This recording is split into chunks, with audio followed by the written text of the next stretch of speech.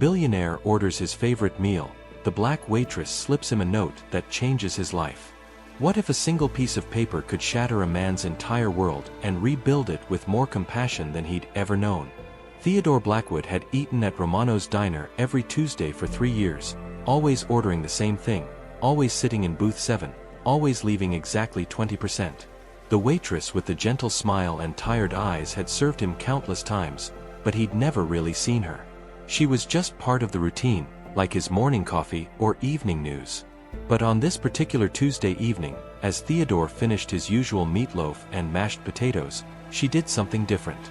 Instead of simply clearing his plate, she slipped a folded napkin beside his coffee cup. Her hands trembled slightly as she walked away, and something in that small gesture made Theodore's heart race in a way that had nothing to do with caffeine. He stared at the napkin, somehow knowing that whatever was written inside would change everything. "Where are you watching from tonight?" Theodore Blackwood built his empire on precision and distance. At 42, he controlled 3 tech companies and a real estate portfolio worth more than most countries' budgets. His world was boardrooms and private jets, charity galas where he wrote checks but never stayed for dessert. People knew his name, feared his reputation, but nobody really knew him. That's exactly how he preferred it. Romano's diner was his one concession to normalcy. Tucked between a laundromat and a used bookstore, it was the kind of place his business associates would never think to look for him. The red vinyl booths were cracked, the coffee was strong, and nobody asked for selfies or business advice. It reminded him of the diner where his grandmother used to take him, back when his biggest worry was whether he'd saved enough allowance for a comic book. The waitress's name was Beverly, though Theodore had never bothered to learn it until tonight. She'd been working there since before he started coming, always professional, always kind to the other customers. He'd watched her comfort a crying child, help an elderly man count his change, and work double shifts without complaint. She moved through the diner like she belonged there, like she was holding the whole place together with her quiet strength. But Theodore lived in his bubble of leather seats and marble countertops. He'd nod politely when she refilled his coffee, leave his tip in cash, and disappear back into his world of quarterly reports and acquisition meetings. She was part of the scenery, reliable and invisible, just the way he liked his interactions with regular people. Tonight felt different from the moment he walked in. Beverly seemed nervous, glancing at him more than usual. She'd dropped a spoon while setting his table, apologized twice for forgetting his extra napkins. When she brought his meatloaf, her usual steady hands shook just slightly. Theodore was too lost in his phone, reviewing emails about a merger in Singapore, to notice the way she kept taking deep breaths. The diner was nearly empty. Earl, the night cook, hummed old Motown songs from behind the counter. The coffee maker gurgled and hissed. Outside, the first autumn rain tapped against windows that hadn't been properly cleaned in months.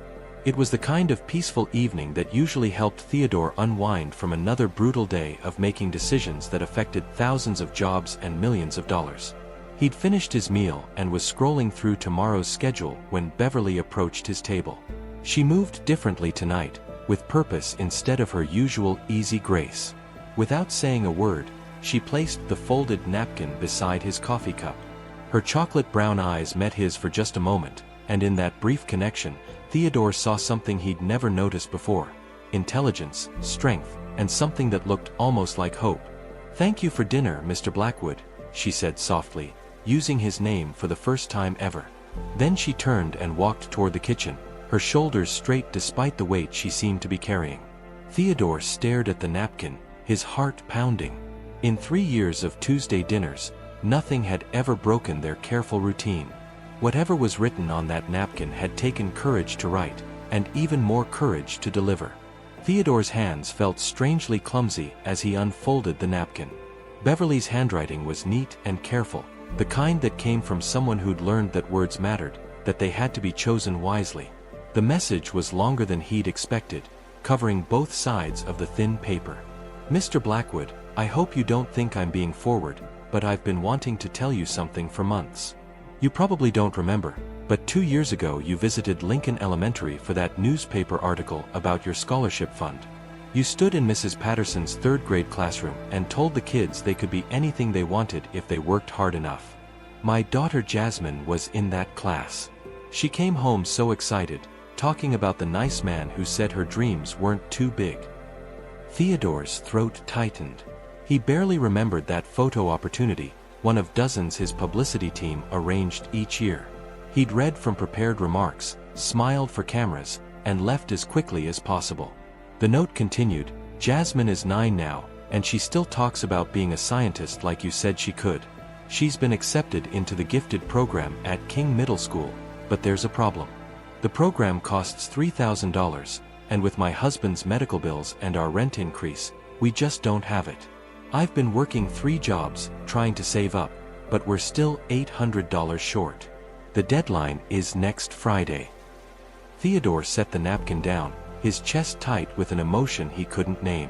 He looked toward the kitchen, but Beverly was busy cleaning tables, giving him space to read in private. "I'm not asking you to solve our problems. I know you're a busy man with important things to do. But I thought maybe your company might know of any programs or scholarships for kids like Jasmine. She's so smart, Mr. Blackwood. She reads everything and asks questions that surprise her teachers. When I tell her I can't afford something, she just says, 'That's okay, Mama. I'll find another way. But this opportunity won't come again.'" The final paragraph hit him like a physical blow. "I watch you eat here every Tuesday, and you always seem so tired. I hope you know that what you said to those kids mattered. Jasmine has your picture from the newspaper taped above her desk. She calls you the Dream Man. I just thought you should know that your words gave a little girl hope, even if you don't remember saying them." Theodore folded the napkin with shaking hands. Through the kitchen window, he could see Beverly washing dishes, her movements efficient despite the late hour. She wasn't watching him, wasn't waiting for a response. She'd simply trusted him with her daughter's story and gone back to work.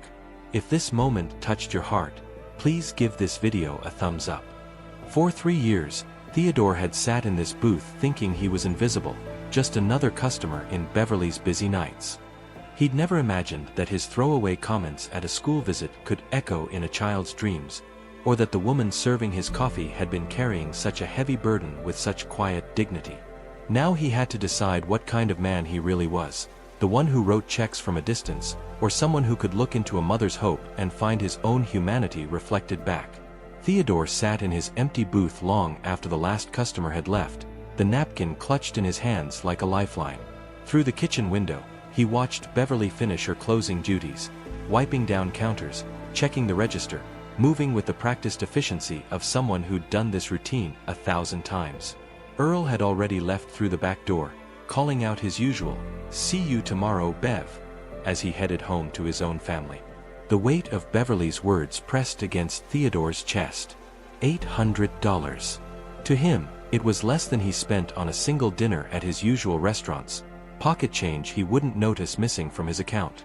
To Beverly and her daughter Jasmine, it was the difference between dreams and disappointment, between a gifted program and a lost opportunity that might never come again. He thought about his own childhood, growing up in a house where money was never discussed because there wasn't enough to worry about. His mother had worked 2 jobs to keep him in school clothes. His father had taken night shifts at the factory so Theodore could have music lessons. They'd sacrificed everything for his education, never complaining, never asking for help. When had he forgotten what that kind of love looked like? Beverly emerged from the kitchen, surprised to see him still there. "I'm sorry, Mr. Blackwood. I didn't realize you were still here. I can make fresh coffee if you'd like." "I read your note," Theodore said quietly.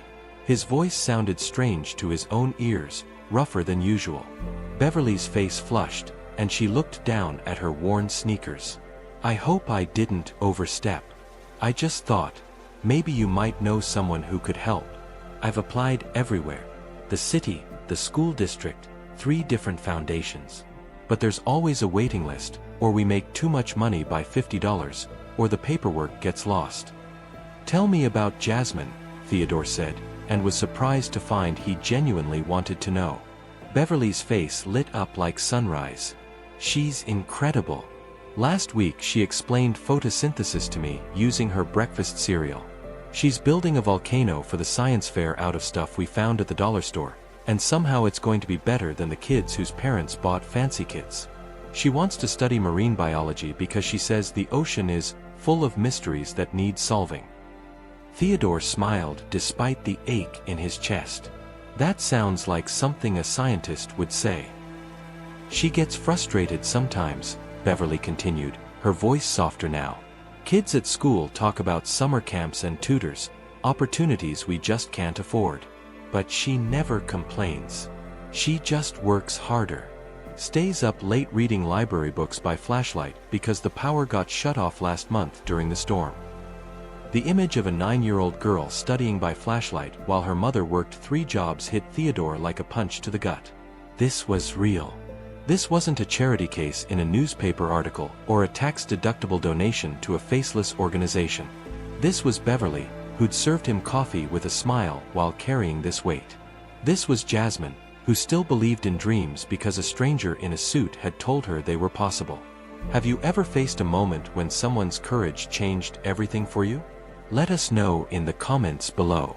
Beverly was putting on her coat, ready to walk to the bus stop in the rain. In 5 minutes, she'd be gone, and Theodore would have missed his chance to be the man he'd always claimed to be. Beverly, wait. Theodore stood up so quickly that he nearly knocked over his coffee cup. I want to help. She turned back, confusion and wariness mixing in her dark eyes. Mr. Blackwood, I wasn't asking for money. I just thought maybe you'd know of a program. I know. Theodore pulled out his phone, then put it away, realizing this conversation needed his full attention. But what if I told you that scholarship money doesn't have to come from some distant foundation? What if it could come from someone who remembers being 9 years old and dreaming big? Beverly's hand went to her throat. I don't understand. Theodore took a deep breath, feeling like he was standing at the edge of a cliff. 2 years ago, I stood in your daughter's classroom and made a promise. I told those kids they could be anything if they worked hard enough. I meant it, but then I walked away and forgot. I forgot that promises have to be kept, not just spoken. Mr. Blackwood, you don't owe us anything. Yes, I do. The words came out stronger than he'd expected. I owe it to Jasmine. I owe it to every kid who believed me when I said dreams matter. And I owe it to you, for reminding me what courage looks like. He reached for his wallet, then stopped. But I don't want to just write a check and walk away. That's what I used to do, throw money at problems and feel good about myself. This is different. This is about keeping a promise. Beverly's eyes filled with tears. I can't accept charity. We've always found a way to take care of ourselves. This isn't charity, Theodore said gently. This is an investment.